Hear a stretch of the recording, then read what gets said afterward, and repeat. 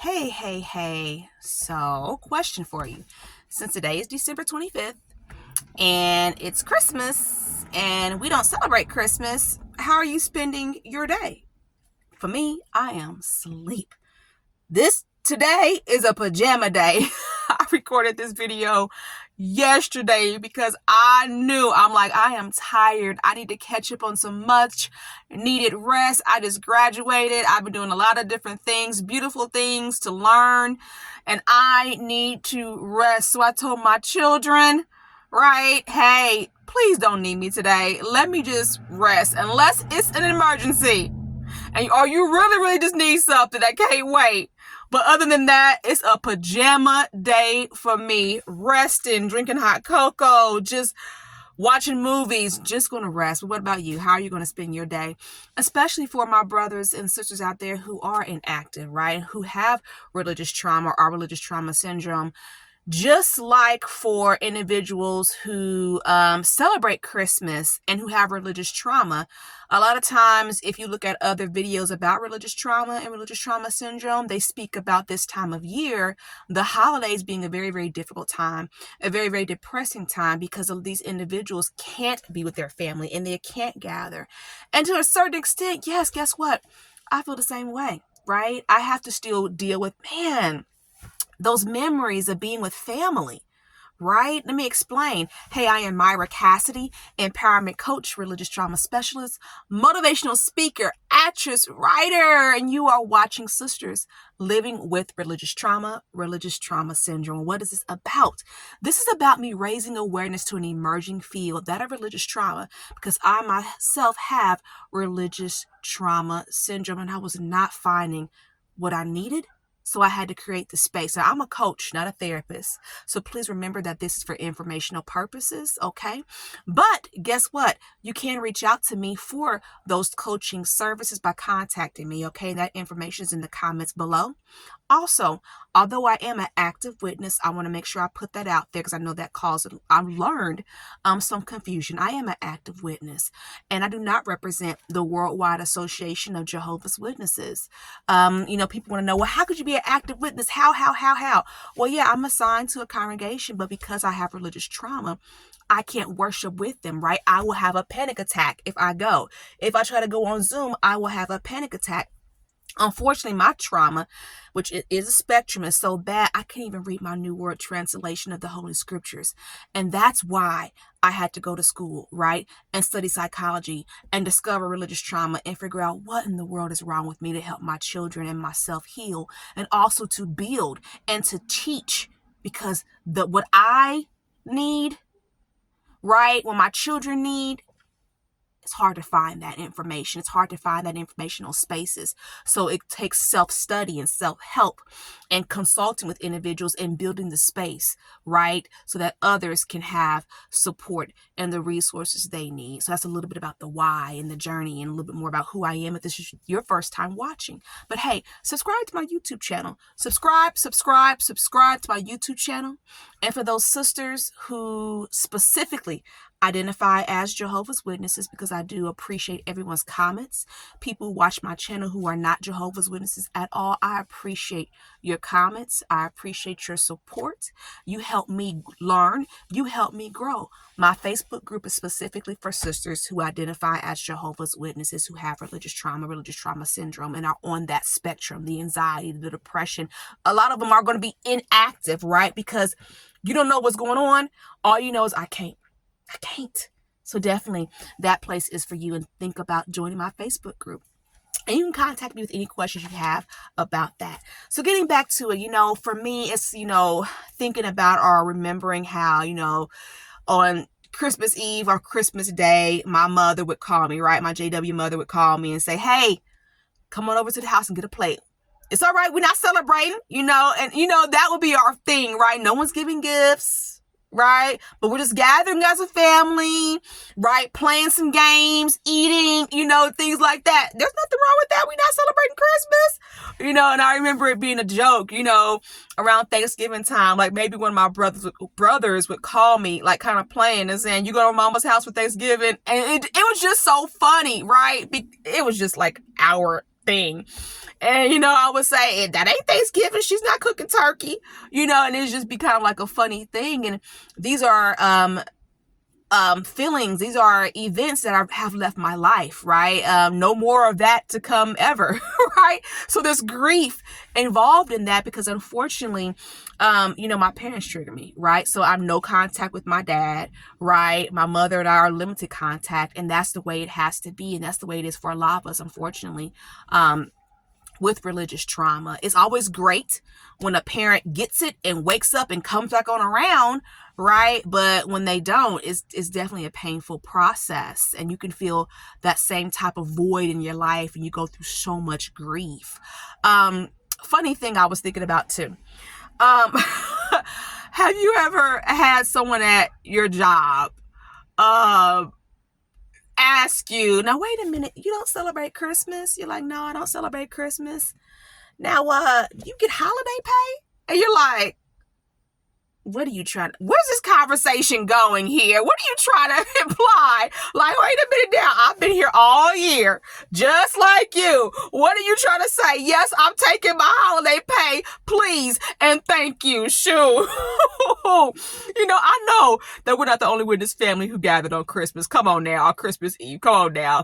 What about you? What did you do? Okay. Do you know what I mean when I'm talking about the holiday pay? Did you ever have the holiday pay conversation? Oh my goodness. Another thing that I was thinking about, so funny. My 13-year-old is so funny. Oh my goodness. She, around this time of year, right, I would always give my children like good grades gifts or good grades presents, right? I always try to create an opportunity, for them to still have experiences, right? They're not the only one talking about what neat thing they got this time of year, right? Because mom got them their good grace presents over their break, not on Christmas Day, and I had to learn that from my oldest daughter. That's what she taught me. She was having a hard time at one point because we didn't celebrate Christmas, and I had to kind of talk to her and figure out, well, what's the issue here? We talked about our beliefs and things like that, and the issue was, look, mama, everybody's getting gifts. I want gifts too. So what I did was I just said, you know what? I will get you guys good grades gifts or end of the year gifts, wrap them up and not give them to you on Christmas, right? I'll just give them to you, because it's on sale. And I always try to think of things like that to do to keep my children engaged. They get to be a point where they're so old, they don't want gifts. They just want the money. My daughter, though, she tried to get one on me. This year, she told me I owed her $60. Like, mama, you owe me $60 before the end of the year for my good grades present. $60. I was like, how you figure that? It's 20. She said, mama, 2, 4, 6. The other two, they got jobs. They have jobs, so I should get their portion. I was like, no, I'm going to give you 20 and the $40 I'm going to keep. Like, that one is so funny to me. They all are funny and special and wonderful in their own ways. But that little one, boy, here's another example. She's so funny. I had given her some money, right, to do something with. And my mother came behind me and gave her more. I was like, well, whoa. What happened here? She was like, oh, yeah, grandma gave me her credit card. I said, her credit card? Are you kidding me? Are you serious? And my daughter was like, well, it's not my fault that I'm the youngest grandchild and everybody has jobs. Like, in her mind, how is this not right? Like, everybody works except for me. I'm the youngest grandchild, right? So why shouldn't I get more? And then you know what? Didn't come back with no change. She took my mama's credit card and my money, didn't come back with no change. I was just like, oh my goodness. So she's something else. She is something else. But, I was just thinking about those types of things, these past couple of days. So even though, we may not celebrate Christmas, right? You can still feel a void when you're living in this religious trauma space because you're not connected with community, right? You're not, or sometimes people may just go over brother, sister, and so-and-so's house and just watch a little TV. And you don't have those opportunities to do that. I wanted to share with you a little bit about my Skool community, right? And talk to you just a little bit about that and what this is all about. If you've watched me for some time, I was trying to do group coaching. And I got interest, but I had to learn that, oh, wait a minute. I'm not giving enough time here. So how can I revamp this and make it possible? So now the group coaching will take place in my Skool community. That's going to be open in January 7th. And then the actual group coaching, I'm going to go at it again in February inside the community. So let me explain to you a little bit about the Skool community and what it is in case you're interested, okay? So remember, this has been a journey for me. Oh my goodness, the pain I have felt, just the emotional pain, the physical pain, the being without answers, not knowing why my body is feeling this way. Why am I having panic attacks when I'm thinking about the whole, I'm just trying to read my Bible. Why am I having panic attacks? So definitely want to teach and educate and create safe spaces for individuals who are going through and living with what I'm living with, especially because this is such an emerging field, right? So here it is. I don't know if you can see it well. I do know that when I do my classrooms, like it's not transposed. I can't really see if it is or not right now, but it's skool.com/MRTS community. And it is only $15 a month. That also makes it more economically friendly, right? When I was thinking about group coaching, I was trying to figure out the right amount of money to charge. Wanted to make sure and that's another reason why group coaching was a benefit, right? It's more friendlier in pricing for people. And I've had those experiences paying for therapists out of pocket or coaches out of pocket. It's expensive. It's expensive. So wanting to create a practical way to get people what they need and to give more and to still be able to make it cost effective. So I do believe that this Skool community is the best way to do that. I have a business coach that I'm working with and I'm learning a lot about it. And I'm not wanting anyone to build off my community. No, you know what I mean? This is just the most practical thing for me to do. If someone does, that's their business. I really can't control that, but that's not the purpose. And that's not what I'm going to be advertising. I'm just advertising the community for the education. Let me explain a little bit about it, okay? So basically, the whole purpose of the Skool community and what I'm trying to do for anybody I work with, right? Because although my space is for individuals with religious trauma, I have to also acknowledge and give assistance and resources to an XJW, because why would I not do that when I know the mental warfare you go through? So I'm going to make sure that you have the resources that you need and that you land safely, because I'm very, very big about that, especially women, helping women land safely, because I know what you go through and how it rips up your mind, right? So whereas my private Facebook group, Join, is specifically for sisters who identify as Jehovah's Witnesses with religious trauma syndrome on that spectrum. Some may just go to the Kingdom Hall on Zoom only and can't worship in person. Some may just be inactive and they can't at all. How do you have a lifestyle? How do you maintain integrity? What do you do? This is a lifestyle change, and you need community to support and to heal from that, right? To process that. So the Facebook group is specifically for those who identify as Jehovah's Witnesses. The Skool community is open to anyone who wants to learn. So normalize, validate, support, and educate. The mission to be a safe place of instruction for all to learn without bias about religious trauma and how it affects Jehovah's Witnesses mentally, emotionally, spiritually, financially, and sexually. Okay. The vision is also very important. It's to be a much needed safe place without judgment, since this is true. Jehovah's Witnesses as an organization is just a spiritual organization.